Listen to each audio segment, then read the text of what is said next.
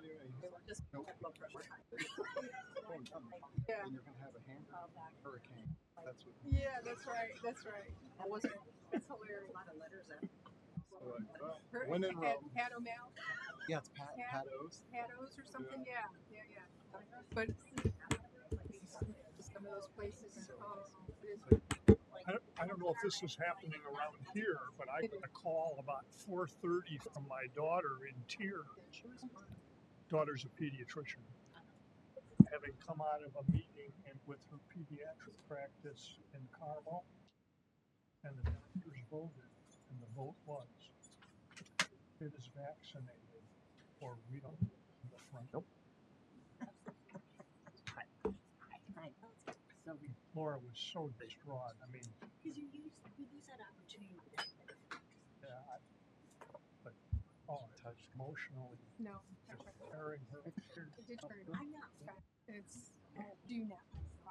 Oh, it's okay if it breaks them.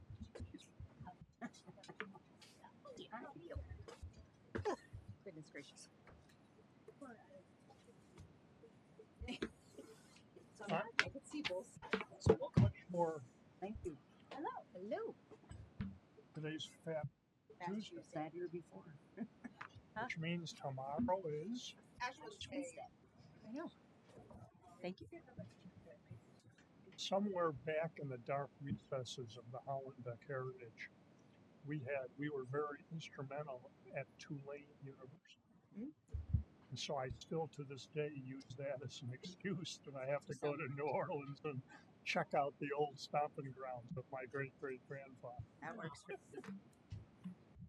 But, all right, if we can all stand for the pledge. I pledge allegiance to the flag of the United States of America and to the republic for which it stands, one nation, under God, indivisible, with liberty and justice for all. Thank you all for joining us on this dreary day. Starting to feel like spring, so I'll take it. I'm going to move the agenda around just a little bit to introduce our new board member first, because last time we got derailed and forgot. And so we have Sylvia Graham with us today, our newest board member. We now have a full round of 7, but one is not here today, but we have a full crew. If you can please introduce yourselves, we're excited to have you here. Well, thank you very much. I really feel honored, and it's my pleasure to be on the board. I've been an RN for over 22 years, family nurse practitioner, unit director. I've done it all in the health, just about in the health field, except public health. So this will be a new area for me, and I'm looking forward to it. Well, thank you. Thank you for having us. Sylvia was on the county council for the last 16 years, and for the last several years, she served as our liaison between the health department and the county council. So she knows more than she alludes to. She's been an ally of ours for a long time. And so we're excited to have a full group once again. And moving on to the next, if everyone reviewed the minutes, if we can have a motion to approve our minutes. Motion to approve. Thank you. Second. All in favor? Yes. Michelle? Robin? Yes. Sylvia? Yes. Dr. Roseanne? Yes. Terry? Yes. Thank you. Motion passes. So our next board meeting will be on April Fool's Day. Note on that. And we'll move on to new business. 2025 HFI funding proposal for Strength and Stillman. Sam, I saw you somewhere. Hello, if you could introduce yourself and thank you for joining us again. Thank you. Oh yeah, I'm Sam Burgett.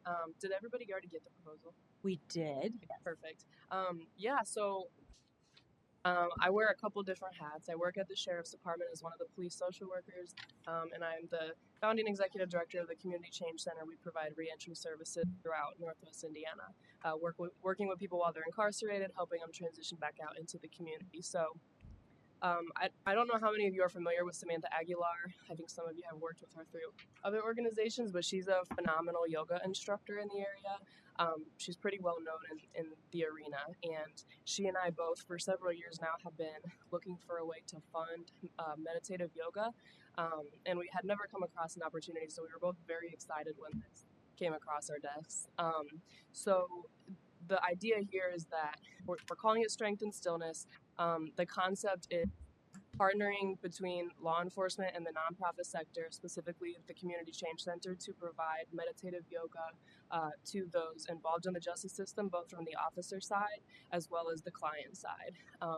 Both of these populations, it's not super common for them to have access to engage in yoga, but both experience very high levels of stress. So what we're trying to do is make it accessible, make it comfortable, and kind of reduce the stigma surrounding yoga among the population. So what we have laid out here is to alternate between offering yoga sessions twice a month, both at the Porter County Sheriff's Office and at Recovery Connection, where you guys actually made it possible for the Community Change Center to hire our first staff member as a reentry program coordinator. So her office is based at Recovery Connection on Don Hovey. And so both Recovery Connection and the Sheriff's Department have offered to host us if we have funding for Samantha to facilitate the sessions.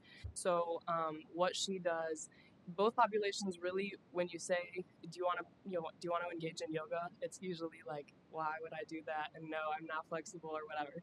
So, and I used to think the same thing until I actually participated in Samantha's sessions.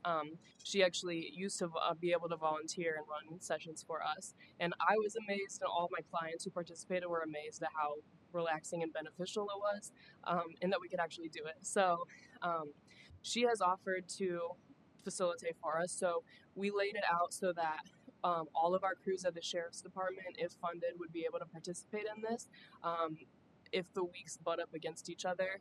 So you see the specific dates we listed in here. We would be doing at the Sheriff's Department the first and second Mondays, which means all of our crews would be able to participate no matter what shift they're working. And then a Recovery Connection, I don't know how familiar you are with their services, but they have clients. Recovery Connection is operated through PACT, which is our community corrections in the county.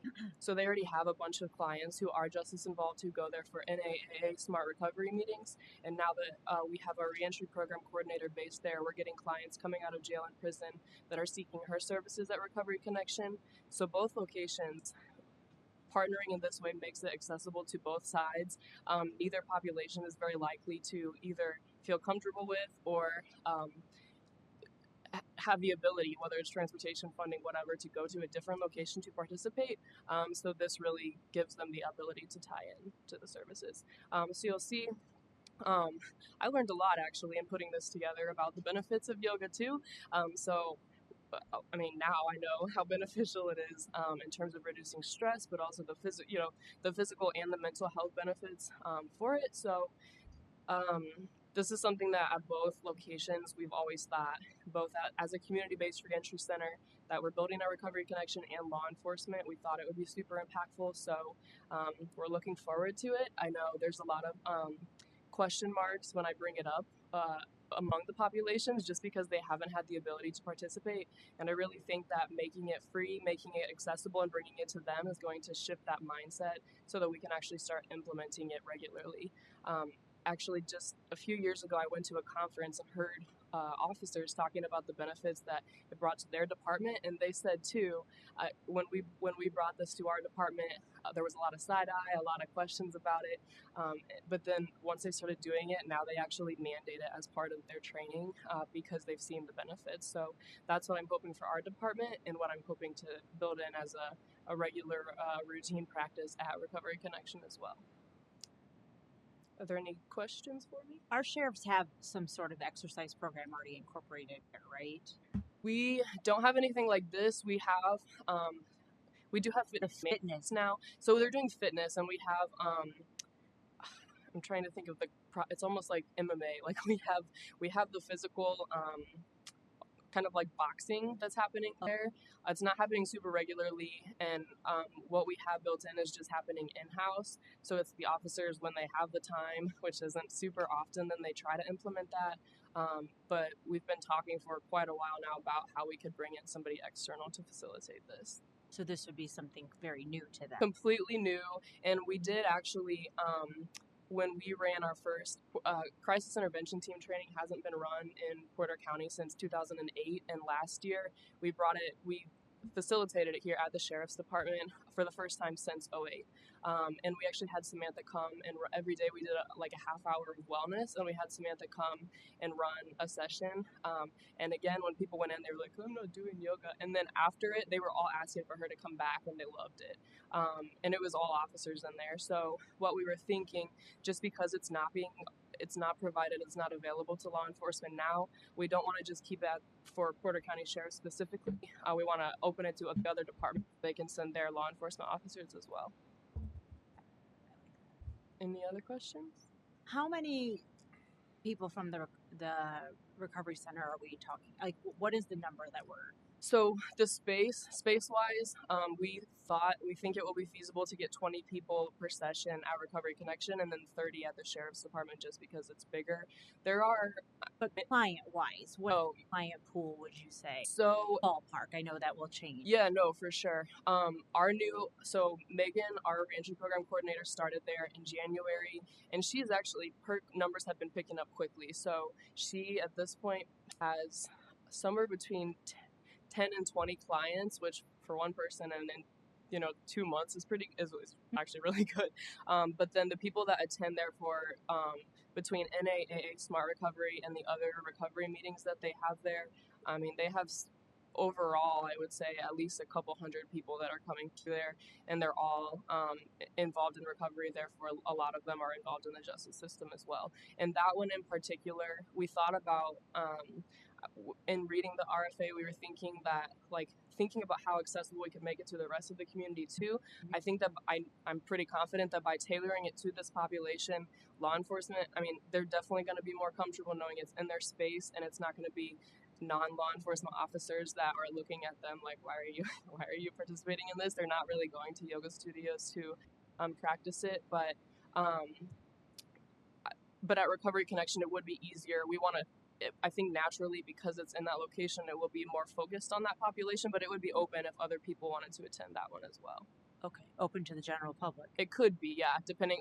We figured we would look at the numbers and see if we're pulling 20 people that engage in recovery services, then it might be harder to open it up, but we just want the class to be full. Sure.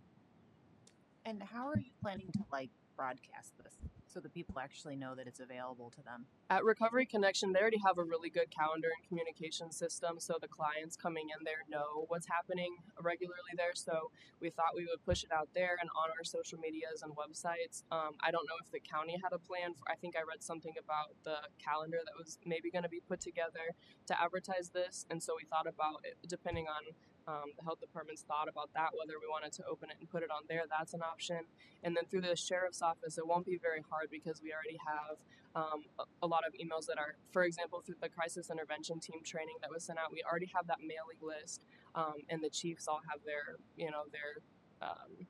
mailing list and communication as well. So we were going to push it out through the department. I was kind of saying about signing up for it. Do you know what I'm saying? So you know that you're not having more than 20 people that are, so they're not having an overabundance of people that are trying to sign up, or not enough. Yeah, we hadn't actually talked about having them sign up. We were thinking probably with law enforcement, it's going to be a slower start too. So I don't really anticipate, at least in the beginning, that being an issue, because like they said, the stigma and kind of the thought process around yoga.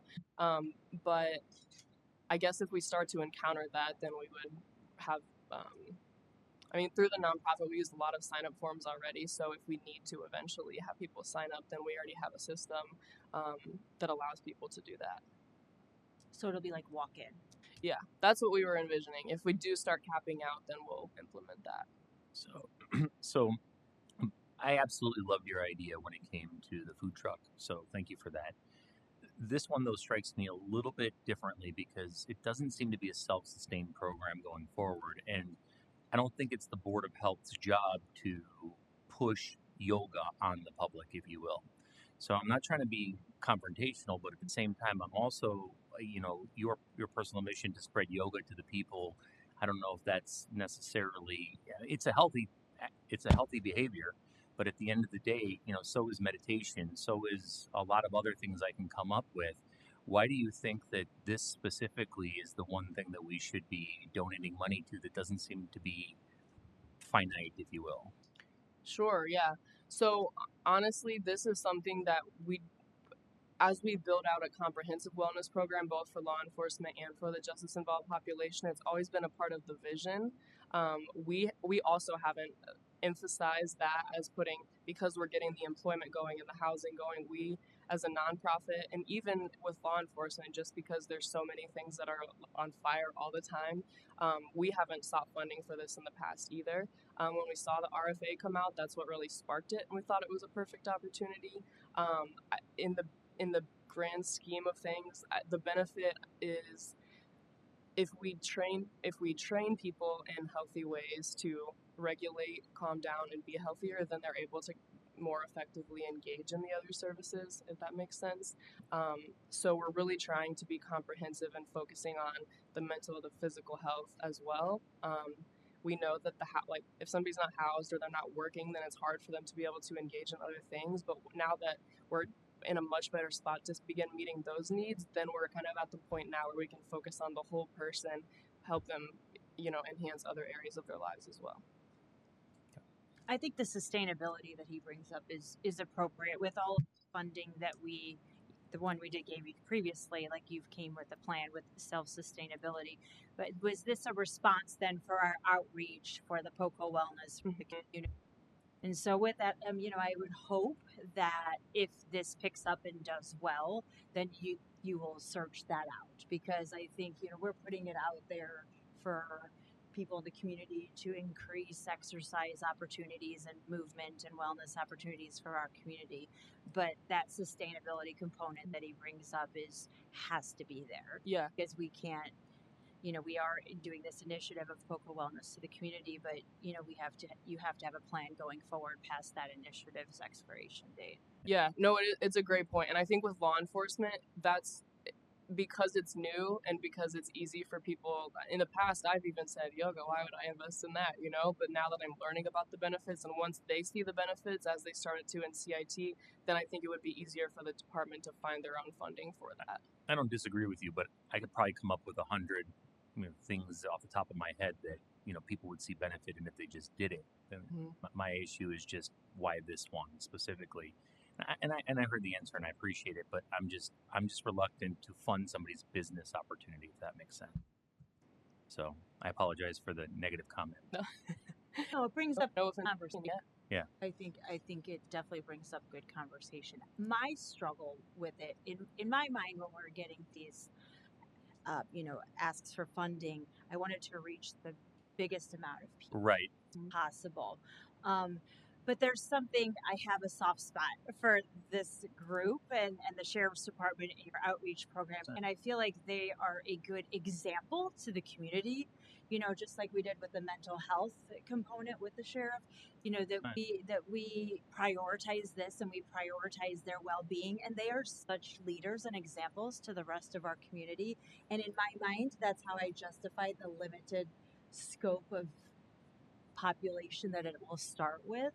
But that's where they're such good leaders to our community that I find no better place to fund, and then at the end, the people who need it the most. Mm-hmm.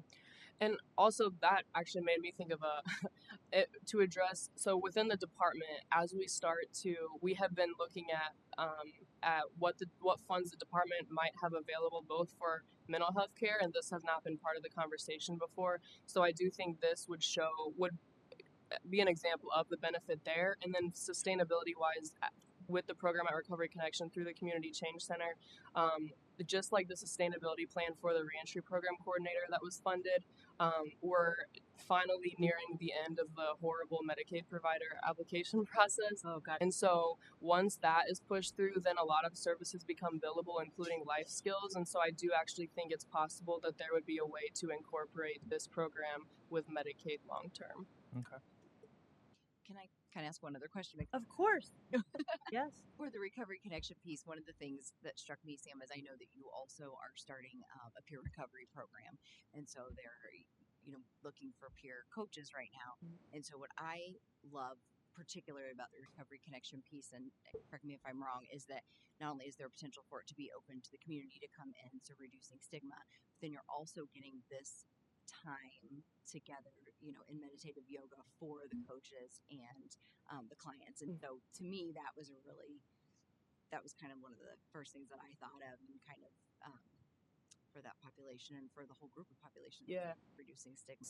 And Thanks, Carrie. Sam, did you say earlier that there's another department that you're aware of that has implemented this program? They're not in Indiana. It was a conference that I attended in Connecticut, and it's so rare in law enforcement that they actually had a whole session on that department that was implementing yoga regularly there. Your success. Yes.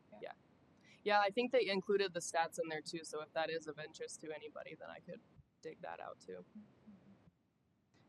But yeah, to Carrie's point though, I did want to, I think it kind of ties in with your question from earlier too. In order to have this reentry center from the client side of this, to have this be successful, we really do have to focus on the whole person. And so when she mentioned the peer recovery coaching, we're kind of at a point where we are trying to create all of these new services for the population, because we know if one part of them isn't taken care of, then it'll be hard for the other services to be effective. And so once we are finally a Medicaid provider, then it's going to be all of the things that we are in the works with now, it'll be possible to sustain them without being grant dependent. So I very much appreciate that, but at the same time, I mean, I think meditation is wonderful too. There's a lot of things we can do for mental health, and at the end of the day, just saying that yoga is going to do something is without some data behind it. Let me rephrase my thought. We're trying to reinvent the wheel here with this funding, because at the end of the day, we're trying to come up with things to do to make Indiana's Hoosiers healthier. The flip side of that is that there has to be some sort of track record that we're not just throwing money at initiatives that potentially have no return on investment, if that makes sense, from a standpoint of Hoosier healthiness. So if you could provide us with that data and it's ample, I think that would bolster the case a lot. With data specifically on the benefit of yoga and and just in general. I mean, don't get me wrong. I'm a physician, so I'm hard pressed to say that I don't read journals all day long, but I'm just not versed in yoga data. So at the end of the day, if you could show us some data in return on investment that where it's been implemented, it works, I think that your case would be much more bolstered. Yeah, I can definitely do that. I know, like the little bit that we put in here, it doesn't give specific numbers. It kind of explains. Yeah, absolutely. Yeah, I can do that. Because there's a lot of initiatives I can show. I'm sure that if I look up data on meditation for the police officers, that would help. So why would we not focus on meditation experts versus yoga experts in our public? And don't get me wrong, I think Recovery Connection and our service members or the people that serve our community are the top priorities. But at the end of the day, there also has to be some sort of accountability. This is not just throwing money at pet projects to see what works, essentially. Yeah, no, that makes sense. I'll work on that. Would you be more comfortable in a shorter time frame to watch this proceed? Yeah. Because I feel like, to know Sam, I mean, I've always said she's one of the people that Absolutely. know in Porter County. She's a trailblazer. And I don't want to take that away from her. No. I mean, I don't want to And take that away so, from her. would you feel better with a shorter time frame for us to trailblaze and see what our return of investment is? I would love to see what the buy-in is, because she's 100% right. I've been at these retreats. I've been at places where yoga is offered, and half the room, it doesn't even engage. The other half of the room that's engaging, most of them are on their phones while they're doing yoga. So and I understand her reluctance. Most people are reluctant to do it, and I don't think it's our job to push yoga on the population, if that makes sense. Like, I believe that it's a very healthy initiative. Right. Well, there's a lot of, like I said, there's a lot of things that could be available, Sure. to be beneficial to people. The question is this specific topic, like why this one? I think you've chosen this specific topic because you have an expert at hand, right? I mean, she's in your grasp. Yeah, I would say everybody who knows Samantha knows that. I mean, she has made a reputation for herself, and I would also add that I'm so unfamiliar with the correct terminology when it comes to yoga that I don't know how to describe it. And actually, it is. I would describe it, from having done it myself with her classes, as more of a meditative style anyway. I'm not coordinated, I'm not flexible, and I fell asleep like 4 times in her classes. So it is like the soothing. You get, I think, the best of both worlds. It's called yoga. It is a very relaxing. I don't know if she would classify it as meditation, but it is that like slow paced. Anybody can do it. It would almost be convenient to have her here to kind of explaining a little bit more so if Yeah. that would be Yeah, with the data possible. behind it. Yeah, sorry. She did want to be here. She was doing sessions tonight. So if we want, I don't know what the process is supposed to look like here. I could Can put you back on to bring back to Yeah. talk if people are more comfortable with that scenario. I'm not against this, and I just want to make that clear. I'm not against No, it. I just think Good. I just want to make sure that that if we're going to do this, that there's a good push behind it, and that we have a good solid reasoning for it. That's all. And I would like some feedback of interest Mm-hmm. Mm-hmm. because Absolutely. we all have good intentions, myself. But to get up and do it is a different story. Right. And certainly, if it's available to me and free and convenient, you're checking all the boxes, which is incredible. But it would be nice to know And that we- what the interest to something Sure. like this is. Are people interested in something else more? I don't know. Mhm. You know. And is there availability elsewhere throughout the county? Since this population, transportation is an issue. Having 3 classes in a month at one place, is there availability to bring this to different areas within the That's a county? good point. Yeah, To get buy-in from those organizations to be able to offer their Mhm. space. sure. Without an increase in cost. Correct. And I also agree. I think a year is a little hefty for I would feel more comfortable With a shorter time frame. correct. To see what, like, the return of investment that Dr. Osan was saying. Which, Sure. Yeah, is that adaptable with the no, it isn't. When we present to the council, we say this is the amount we want to proceed with, right? So we would have to be pretty firm with that. But I think if you come back and we extend things, Absolutely. we go to the county council all the time. I mean, if You know, it's successful, I mean, I can't imagine that anybody Right. would be against that. exactly. Right. So I would be willing to put that work in twice if we found things to be successful, like we did with the mental health program with the sheriffs. Yep. And anybody else that we've worked with so far, if it's continuing and necessary to use our funds, I would be happy to put in the work to ask for that again. So with, I guess I meant like, sorry, with the RFA, is it adaptable? Like, would you like us to decide, Samantha and I, to say we're proposing 6 months instead, or does it need to be? She's asking because she answered what we asked her to answer. Yes. I don't remember. Forgive me. Did the RFA thing that we put out say a year? Yes, I believe that. Yeah.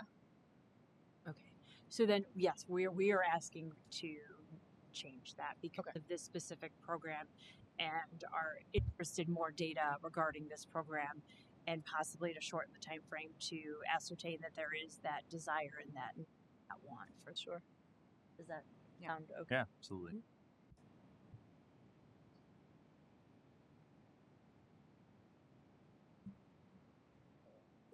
So what I'm feeling from everyone is that we will ask Sam back with Yep. some Table it. I motion to table it. for round 2 for a little more Yeah. information. Can do. And also, while I'm here, I wanted to give an update as well, or on Megan's position as the range program coordinator. So I was thinking that I would bring her if everybody's interested in that. I totally am.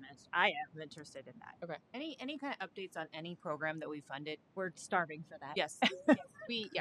All overdue. Yeah, it is. Yeah. Absolutely. You've put stuff out on social media, and so if you look for it, it's out there for us to get that information. But it would be nice to sit in this environment and have that given back, that feedback back. Yeah. For us to continue funding certain projects, Sure. we have to have some sort of a response from Measurables. Correct.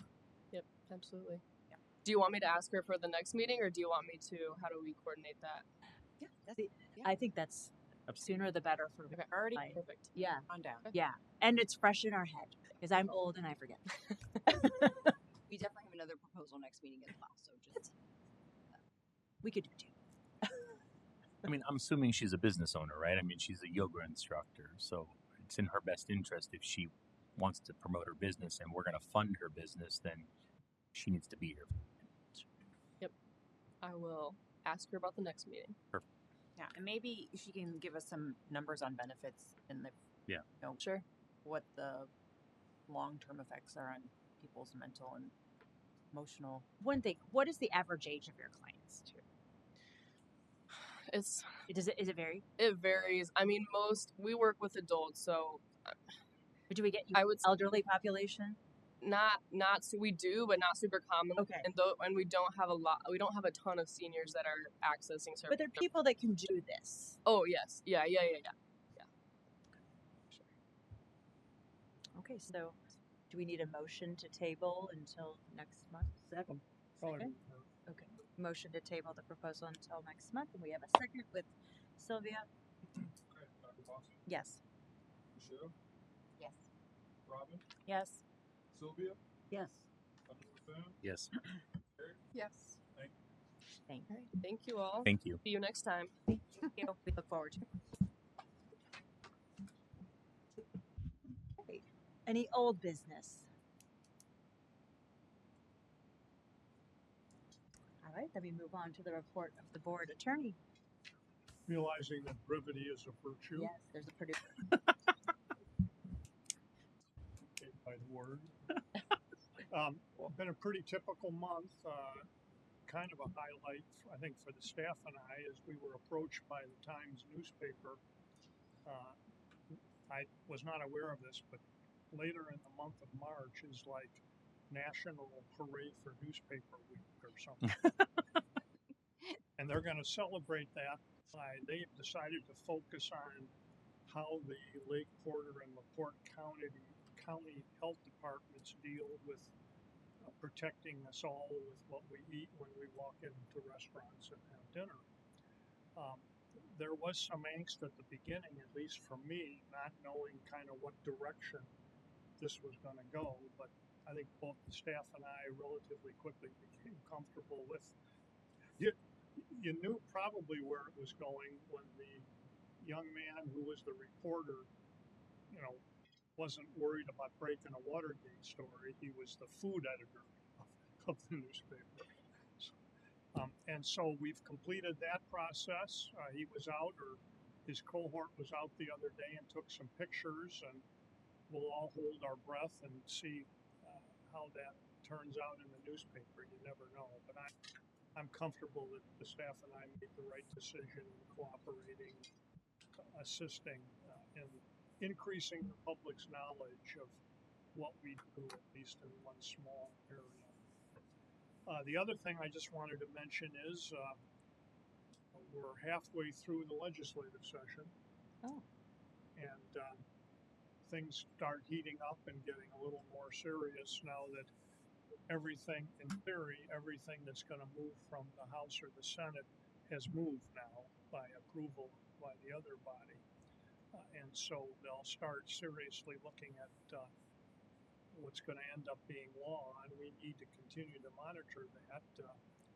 The thrust of, and this is also the budget year, so the thrust of what they are discussing has to do with monetary things, and monetary things that have to do with our funding, and other entities' fundings.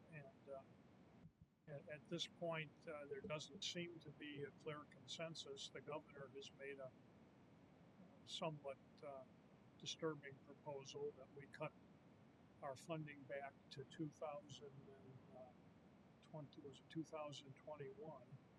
and freeze it there. And then he says local government will have to learn to do more with less. Yeah. I'm tired of hearing that statement. But we do need to monitor that, as does the State Department of Health. Where it will play out in the end, I don't know, but it's not unpredictable that we'll be fortunate to sustain the funding that we have right now, but that there may be some elements of that funding that we lose. That would be the extent of my report, unless there's any questions. Thank you. You're welcome. And the claims and receipts made its way down. If we can have a motion to approve our claims and receipts. I motion to approve. A second. Dr. Boston, Yes. Michelle, Yes. Robin, Yes. Sylvia, Yes. Dr. Rosan, Yes. Terry. Yes. Thank you. And we'll move on to reports of committee staff, health officer, introduction of our department heads. So we did ask, we did not require all the staff, but we did ask some staff to come to the meeting this evening. And so I kind of wanted to give a chance, as we have two board members, for all of the supervisors to introduce themselves, tell a little bit about their position and their division at the health department, and then introduce any staff that they have here this evening. So Jessica, I will let you go first. I'm Jess. Hi. Hello. Nursing. This is Crystal, my nursing supervisor. And that's all. Really busy. Then there are 4 other public health nurses that work in that division. So Kendra. I'm Kendra, I'm the office manager, and then I have Megan Lee. She's a food clerical, and Lisa, she's our food specialist, and then we have 10 other clerical, 10 including them other clerical people as well. Lisa puts together all of our demographic data. She very often in our reports will get all the different demographic data for all sorts of things, and she's brilliant at putting that all together with pie charts and graphs and things that make it nice and simple for us to understand and explain. Wonderful. Very wonderful. Jamie. I'm Jamie, I am our school health liaison and public health educator. And then we also have a tobacco education specialist that works with Jamie, part-time with us, part-time with Tobacco Coalition, going to the schools. So, Chris. So all the agreements and the MOUs that we write, she keeps up with all of our partners, gets the data, prepares all of those reports, and also seeks outside grant funding. Dan. Dan Boyd, Environmental Health Director. 2 other staff inspectors, Shelby Falcon, Zachary Martin, that could be there. But we do separate well, public and semi-public pools, tattoo parlors, inland lake beach sampling in the summer, rating submissions to the state, lead risk assessments, environmental public health complaints. You're a busy guy. You're a busy department. That's it? Yeah. All things septic to start. Learned more in the last 4 years than I ever imagined it from you. No, I appreciate it. All right, Susan Bell, program director. Yes, Dave and I have been very busy this month with that article, but we're very grateful for the results of that. I am blessed to have 4 full-time food service inspectors. One who's Antonio Turner right here, and then we have Noah Weber over there, so that's great. And I have 2 others, Emery Stelnick and Gary Hudson. And I shadowed once just to kind of learn what goes on with that. And if someone hasn't, I recommend that. The amount of work that they do is how many reviews did you do this last year? Did I read 1,400? It was over 1,200 inspections that we gave the FOIA request that we received for all of 2024, but that's not including pre-operational inspections, temporary inspections, and all of that. Wow, I don't even have my last year. It'll be in the annual report. Yeah, that's what I was looking at. The amount of work you guys do to keep us all healthy and safe is fantastic. We love it. And You we learned something very valuable through the Northwest Indiana Times thing. How much does LaPorte County charge per copy for their public? 15 cents a copy. For what? For their public information request. Really? So it was going to cost him $75 to pick up The case of food. things. We're generous. I don't know how I feel about that. I know. I'm Missed opportunity. reevaluating. We were laughing. We had to Quarter would be easier. I mean,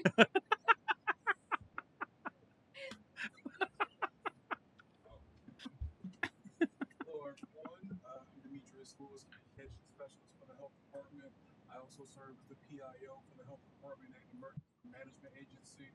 So if there's ever some kind of emergency, those 2 gentlemen back there, John and Jeff, and I make up the 3 Stooges.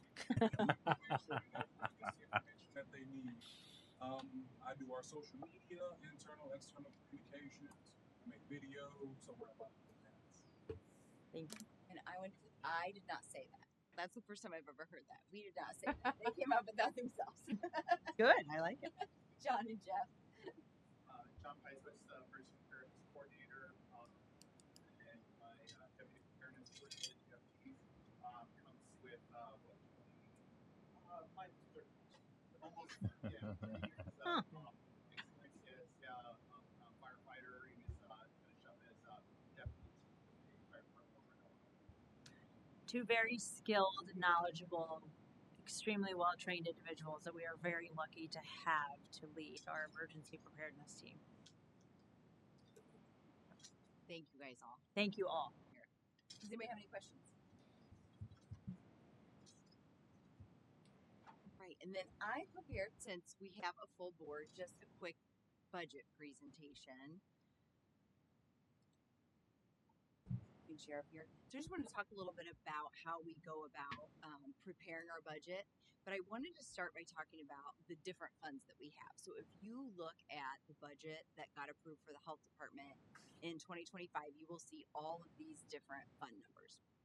So this is kind of just talking about the different funds, what makes up each fund, and then as you can see, as we get down into some of our funding, starting right below our 1159 and our 1161 fund, a lot of these are funds that we are no longer receiving, but monies that we are finishing up the balance of. Sylvia, if I miss anything or I know Sylvia knows this. This is up your alley, right? Yeah. So, ever a question? 9 is, so the first thing I want to say is that our health department is not a commissioner's general fund department. So what that means is that none of our funding comes from the commissioner's general fund. So when they're meeting about budget and they're talking about balancing that budget every year, that doesn't have anything to do with our funding. So our health department general fund is our 1159 fund, and that comes from our portion of the tax levy and health department revenue. So that is how we make up that fund, and that was our main operating fund until Health First Indiana came along. And then, of course, we all know our 1161 fund is our Health First Indiana fund. This is all money from the state budget, and that balance hits our account as of January 1st of the year. So back to kind of what Dave was talking about, because Health First Indiana is part of the state budget, just to kind of let everybody know where it's at right now in House Bill 1001. Right now, Governor Braun has requested or has suggested that Health First Indiana be funded right in between where it was funded last year and where it's funded this year. So the total funding for last year was at 75 million total, and they were at 150 this year, and so it's proposed to be at 100. So we are very comfortable with that. If it remains there, of course, the State Department of Health continues to work and hope to get that funding increase, but that's where we're at right now, halfway through the legislative session. So we'll keep everybody updated. We will not know until the end of April, beginning of May. So we'll kind of keep everybody updated about that. We used to get funding from the state through what they called legacy funds. So that was 1168 and 1206. So 1168 was what the state gave local health departments. It was called the Health Maintenance Fund. And then 1206 was part of the Master Tobacco Settlement from the 80s. And so we received in total from the two funds each year $136,000. And that is what Health First Indiana replaced. We still have funding in those accounts, and they would like us to spend them down to zero. And so that is what we have been working on the last 2 years. And if you'll remember this year when we approved our budget, we went in very specifically with just one line item in each fund so that we can deplete that, close that fund, and then move that into our 1161 fund because they would like us to use those funds first. So then everything down below that are grant funds that we have. So as you can see, our regular grant funding that is continuing, as far as we know right now, is our Public Health Emergency Preparedness Grant. So that's our 8119. That is what pays John and Jeff.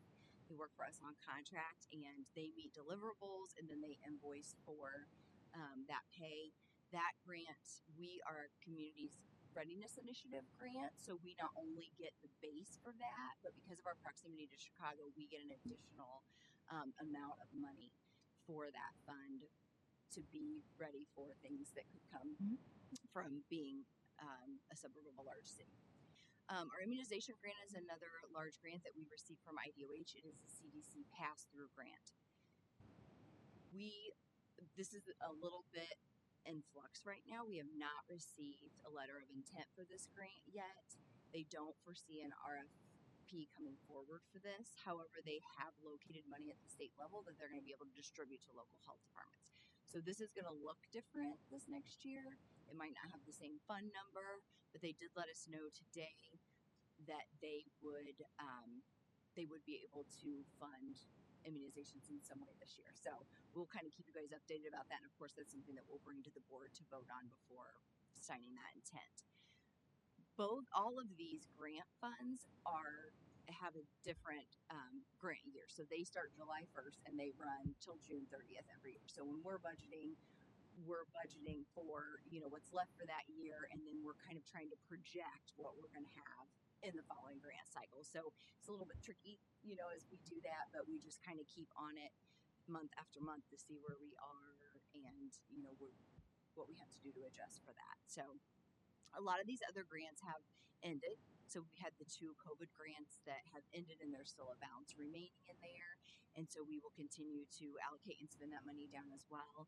For the immunization grant, we had gotten that approval from the CDC through IDOH to use some of that for the vaccine storage room and the clinic room expansion and remodel. We did not need nearly as much as was budgeted for that, and so we will have money remaining in there that we will utilize for immunization and most likely our outreach efforts with the new clinical specialist. Sorry about that. So just kind of reading down through here, these other grants are grants that have ended, and we're just finishing out the remainder of that grant period, so they won't go beyond this grant period, and kind of what is or was coming from that grant. So if you have any questions about any of that, let me know. So our IDOH grants are mostly pass-through grants. So when we get those, we get the attachment A and the attachment B, and it tells us, how we can spend those funds and what the deliverables are. And then we have a spreadsheet, and it tells us these things are always allowable, these things are never allowable, and these things are allowable with approval. And so they're really prescriptive. And so we write for them, we get approved, and whatever we said that we're going to spend them on, we really need to do that. If we need to change within those line items, we can request that approval, and sometimes it's granted and sometimes it's not, based on whether it's allowable or not. So all of those have to be approved. And of course, we would through here and then through IDOH. And then if we have to reallocate, then we would have to go to council to do that. So when we budget in our operating funds, so 1159 and 1161, our budget period runs calendar year, but those budgets are due. So we have to plan for having them down on paper and then coming to the board and going through them and getting them approved. And then we have to have them into our financial system by July the 1st. So it's pretty tight. Like, we need to start planning in the spring for the following year. And so this can be a little bit difficult, obviously, because right now we're blazing through, right? We're in March. And I feel like 2025 just started yesterday. So being able to, it's kind of like the chicken and the egg, like which came first. But when we do sit down and we budget, we sit down with our supervisors team, our health officer, and we take our current budget, the budget report to date, which we have like a running total we can pull up where we're at in all of them. We usually try to do month end because that's a really good indicator. We know the APBs are in, everything's cleared, and we have that balance, and we keep track of it month by month. And then our calendar. So we're looking at what we've spent to date in each fund, in each line item, and what we have left on this year's calendar, and then what we have coming up for next year that might be additional, and then planning for those kinds, or to budget for the next year. Of course, we also have to take into account our strategic plan to make sure that we're always adhering to that and our goals and the KPIs that we've set for ourselves. And then just a note about line items such as our different supply line items and advertising. If we have the ability, then we do pad those line items a little bit, because we do have to come before council to do a reallocation. So say we realized that we needed to come because we needed some more office supplies. It takes a month to get on the agenda. So in order to be on March 25th's agenda, that information, all of it with the request and all the proper paperwork, had to be upstairs by February 28th. So it's important that we plan ahead enough and then also have contingency in some of those areas so that we're ready for, we're prepared for anything. We have plenty of time if we need to make any adjustments. So our final budget templates, Chris puts them on templates and then we get them put into LAO. And then with 1159, they put that into Gateway, which is the State Board of Accounts and the government of local, it's Department of Local Government Finance. That's what they use. And so it runs, they put in that information in our 12-month rolling average and it tells them whether or not we can fund this budget. And then from there, there's an audit of the whole county government every year. So, and it takes pretty much a whole year. They're undergoing 2024s right now, and 2023's just ended in December. And so, at that time, they have to send them every receipt and APB. They send it all over, and they might call out for a question about this receipt, and they just kind of pick and choose, and have to go with that information and show, yes, this is the receipt that goes with that, and it was paid out of this fund, and that's the correct fund, and all of those things. So does anybody have any questions about that? Kind of how we... The amount that you meet with the auditor is actually quite frequent. They check back in on the budget, and these are our county auditors. We're very well versed in our budget, right? Because I feel like I always hear you talking about that. Yes, our auditor's office is amazing. If we have any questions, they are, I don't think that I've ever requested to speak to them and it's even been the next day. They are available for any questions. If we have and they're pretty well versed with the grants and this takes a while. This we know is going to come here and all this kind of stuff. So I was pretty impressed with our county auditors and how well they know all this, the different way that we get all of our monies and how that all works. Yes, and I learned, the grant system is not something that I was as familiar with. And I was going to say, it seems like it's a very short time frame from when the legislative finally makes their decision on how much funding we're going to get and how much we actually are going to have available for budgeting. Yes, that is an excellent. They pre-plan. The math is not math in my head right now. Yes, and that's a great point. So our numbers are due to allow for all of our funds on July the 1st, but our numbers for 1161, which is exactly what Robin's talking about, we're not even going to know funding till May. Those numbers are due to IDOH, and that spreadsheet is September something by June 1st. Oh, true. And talk about labor intensive. Every single thing that we went under there, we have to not only put in, but we have to say how much of it goes toward the 60%, how much goes toward the 40%. In the 60%, how much of that are we putting to every single service within there? And that's for salaries are separate from FICA. That's a huge one. Medical insurance. It is The only good thing about that one, which good or bad, is that you can adjust it every day as needed. It's not fixed once we turn it in. On their end. On their end, yeah. The state budget and our county budget are two different animals. Correct. And so they allow you to at least accommodate for things. Even though it's still very detailed. For the council to get that approved. Yes. Yes, we're able to make those changes from there. It's a lot. This is just, I wanted everybody to be aware. So this on the left is our Health First Indiana budget. This is online. So if you click on that link that's there, it will take you right to the state's website. You can look at every single county's, and it is the exact detailed, most updated version. Now, what we voted on with the reorganization in the nursing division is not represented yet. I have not quite done that.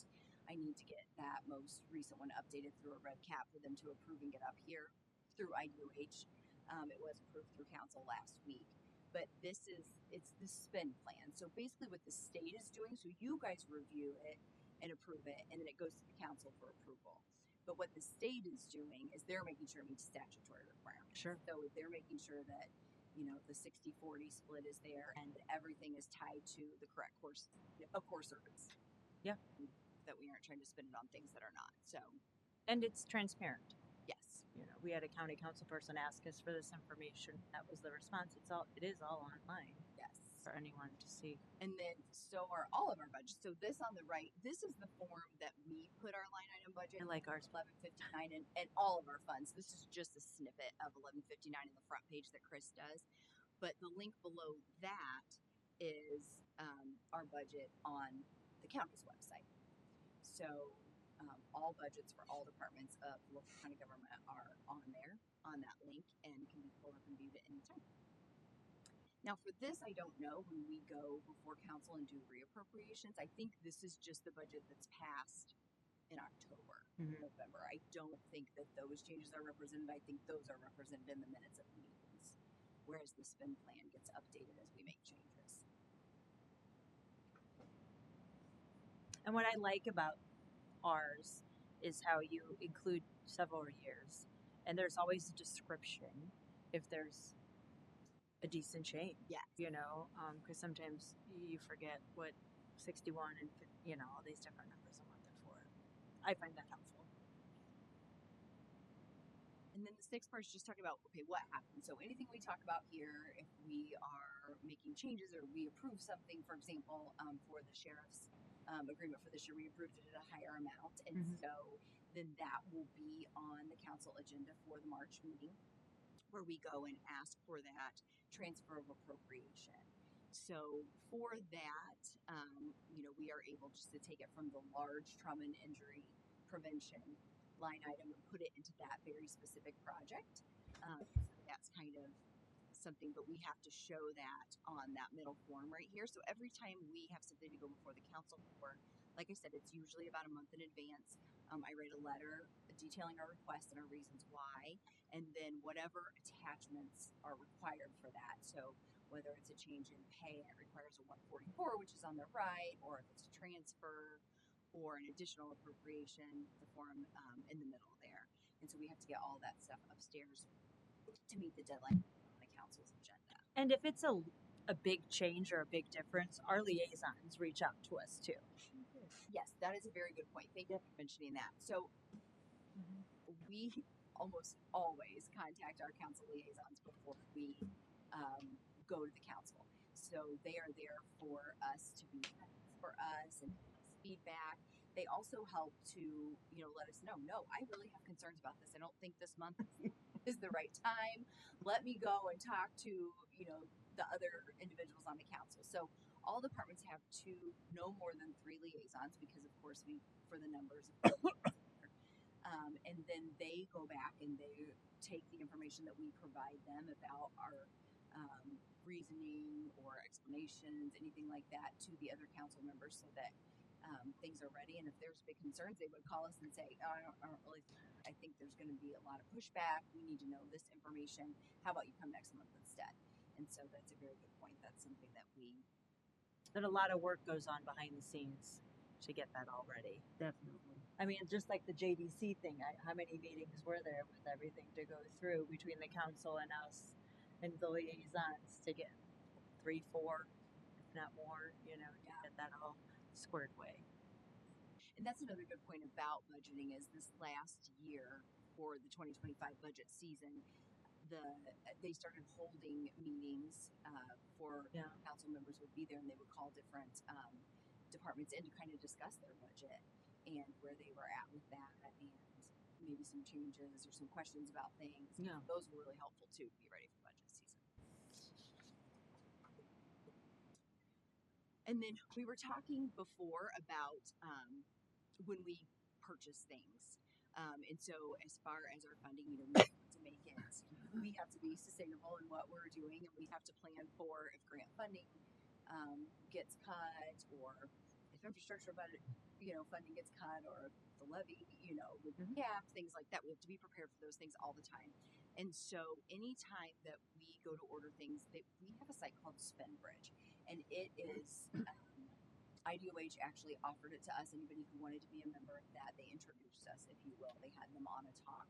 And so what it is, and there are actually many, many, many different catalogs in here. These are just the ones that we shop the most.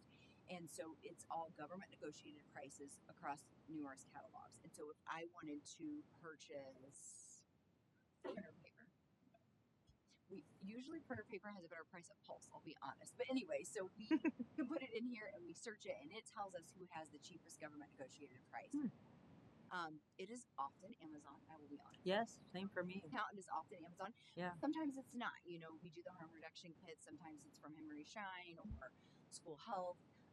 again, we also have other vendors that Kendra prices things at.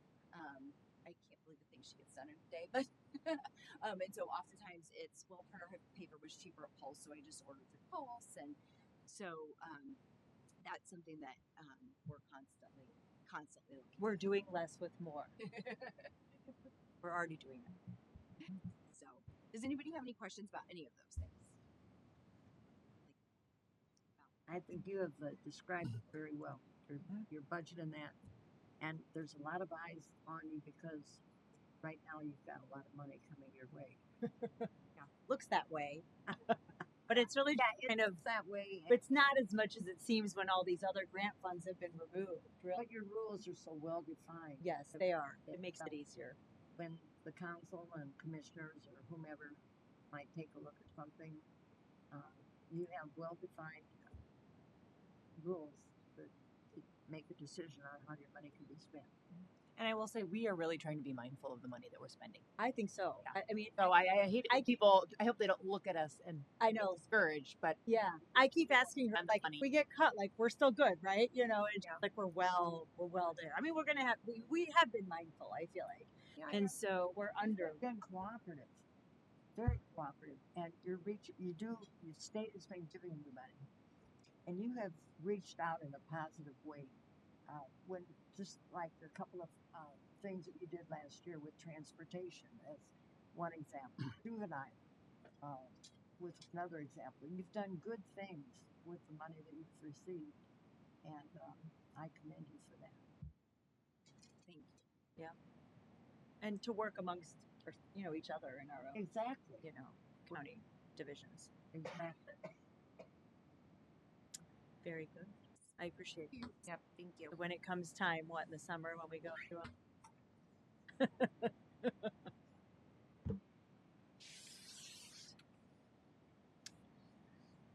Were you going to? Are those other the find help and? Those are just always linked there. Okay. To refer to where I didn't know if there was any updates. I was going to ask about the Find Help though. Did we more? Well, I was going to ask too. I know we had funding last year for we had cooperation from that down payment to organize it from the hospital and from was it the university? The university. I can't remember. Yeah, so the co-action and the hospital and the university put forth the money to launch the site. Right. And then the agreement was that we would right the agreement. So Carrie Honeycutt and Samantha, that's who it is. I was counting. I was like, wait, who's not here? Carrie, yeah. Carrie became a grandmother yesterday. Oh. And had a baby girl. Oh, how exciting. Yesterday through. I had no idea. Her name is Scarlett. Oh. Sorry.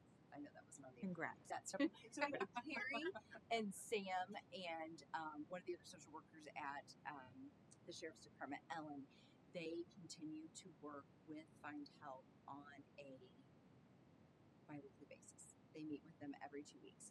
So they are working to make sure that things are prioritized and categorized exactly like we want. And when they talk about it, my eyes get crossed because they're like checking every single tag. So, the different categories, different things can be categorized under different topics, and they want them to show up in all of those topics, but they want them to be in different locations under different topics. And so that's what they're working through right now, is all those finite details. And so they're continuing to work with them, and we're continuing to get the word out about Find Help and start to hear, people going there. How is the utilization? That's what Speaking of that, how is the utilization of the website? Because I really would love to see that take off. Yeah. So we have, and I apologize, I do not have them, but No, that's fine. They yeah. Metrics, they're able to awesome. Follow. I hear her reference them, but I don't. Okay. Where we're at right now. But maybe we can put that with her report next month. Did that help? Yeah, absolutely. And I would tell you, I know that my hospital system has a new emergency department, and I know there's a couple other emergency departments through. I think that'd be a perfect place to be advertising Find Help, especially the people knowing, because I can't tell you how many people come through those emergency rooms that need stuff. And I'm sure that that would be the perfect place for them to go. Yeah. So Yeah, and maybe even the EMSs, because Yeah. sometimes we'll call those the EMS needing formula. Yeah.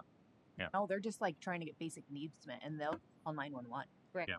Yeah, and so that mobile integrated health is kind of what you're talking about. Yeah. They actually, Valpo EMS has been approved by the state to be mobile integrated health. And we are working with them to kind of get that up off the ground. There have been a little bit of stumbling blocks, but that's one of the things that we want to make sure that we do is have Carrie talk with them about Find Help and about all of her services. And so, Beautiful. Jamie and Carrie, and we also wanted to hook them up with VNA as well. Oh, yeah. And so that's something that we have in the works is meeting so that we can get that information. Regarding we have the cards, we have the magnets. Is there a QR code? Yeah. There is a QR code for it. Yes. Oh, okay. Yes, that's on all of those things. So Okay. I figured it was. there's we can drop however many you would think off at the ER if that would be. She's always looking to get. That's a great idea. That is my constant struggle. I think I say that at every meeting. How do we get people from point A to point B?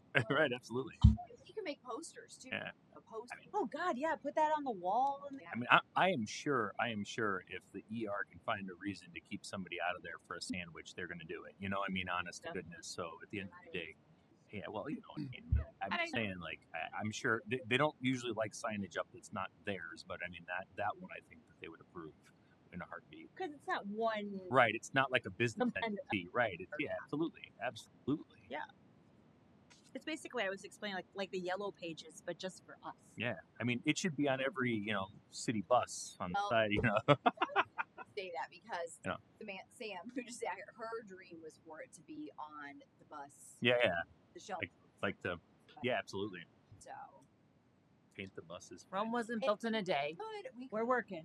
we can We're always working. We're trying. on the Council of Aging's buses. I mean, they've Yeah. Perfect. have those. Yeah. I mean, but we can bring. Yeah. Crazy, but I mean, that's Well, we can talk about it. I suppose. Don't want to be flippant. but it's good. It helps them. We commit No. to nothing. Yeah. And the bottom line. Very good. Very good. Thank you. Any miscellaneous items? Awesome. Any public comment? No? Okay. Then a motion to adjourn. A motion to adjourn. Thank you. Second. Thank you. All in favor? All in favor, Hand up. say aye. Right? All in favor. We will see you on April Fool's Day. All in favor, stand up and get the hell out of here. Well,